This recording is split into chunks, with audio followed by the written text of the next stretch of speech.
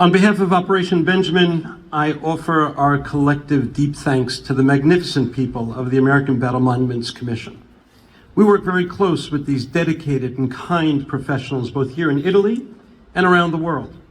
We share a commitment to historical accuracy, and as a result, we have forged an important partnership.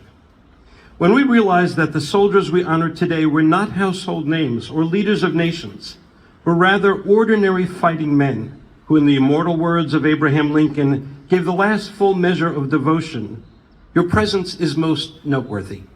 It's easy to come for captains of industry, for giants of military affairs. But these were ordinary soldiers, and your presence here today shows that there's something special about what we are doing today. We're all here in some way to honor those who have rested here for all of these many years under an incorrect identity. That we come here to honor them, these ordinary heroes, speaks well of us all. We come to see justice done for eternity, and we find that existentially satisfying to our own souls. Getting here was a long journey, from early hunches to educated guesses, to hard research, serious investigations, endless documentation, and gaining the trust of the families.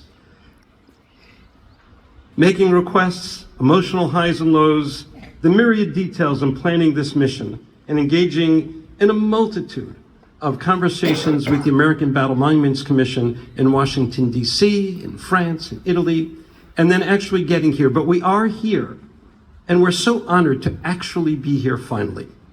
Baruch shehachiyenu v'kiyamanu v'higiyanu lazman hazeh. We thank you, Lord, for allowing us the opportunity to see this day come to fruition.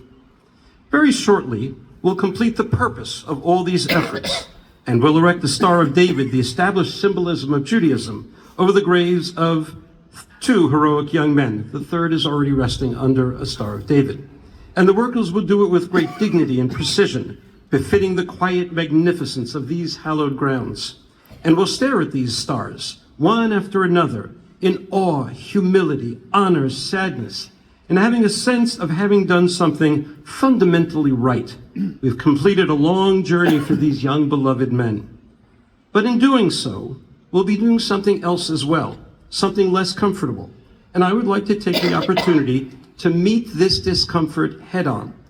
For every time we erect a Star of David, we'll be removing a Latin cross. We'll be exchanging one symbol for another. Symbols are very important in Jewish life. They're infused with meaning. So when we remove a symbol, we need to take note and understand precisely what we're doing. Jews have had a long and checkered relationship with the cross. As we're replacing symbols today, let's not be shy. Let's take a risk and explore with me for a moment how we should feel today at what we are about to do.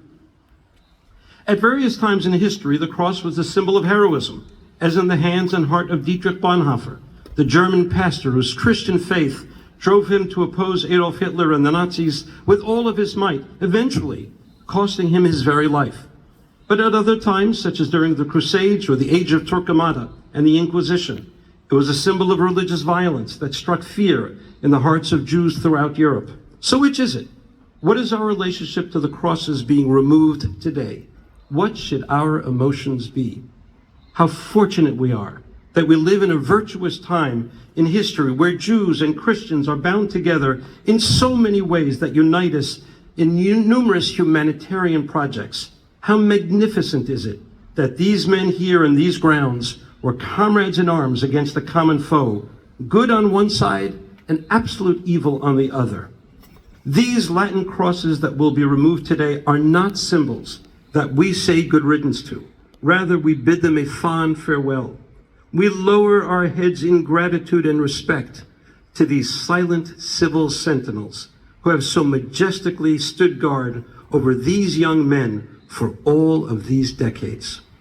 Paraphrasing the moving Israeli song commemorating the soldiers who fell, liberating Jerusalem in the Western Wall in 1967, Yesh anashim im lev shel even, yesh avanim im lev adam. There are people with hearts of stone, but there are stones with hearts of people. These are marvelous marble symbols that have shown great character, and we respect them affectionately as we bid them a fond farewell.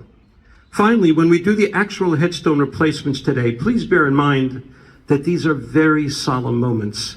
We honor this event with silence while the workers do their work with great skill.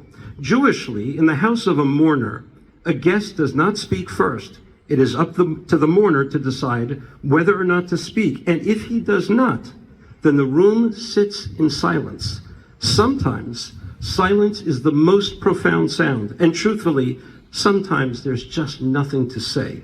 Tech 4 Benzion Bernstein, Second Lieutenant Paul Singer, Second Lieutenant Sheldon Finder, and Private First Class Frank Kurziger, who we will honor tomorrow at the Florence American Cemetery.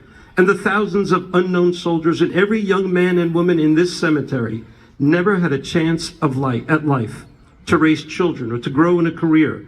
The tragedy is extremely profound. The silence is uncomfortable. It ought to be. It is part and parcel of the bittersweet dignity of the moment that we are seeking.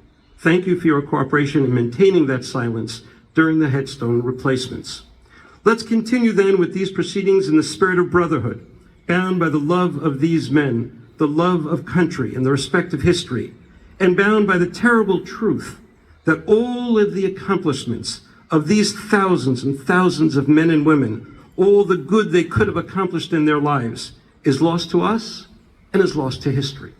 But what they did, saving us all from the grips of tyranny, must never be forgotten. Yehei Zichron Baruch, may their memories be for a blessing.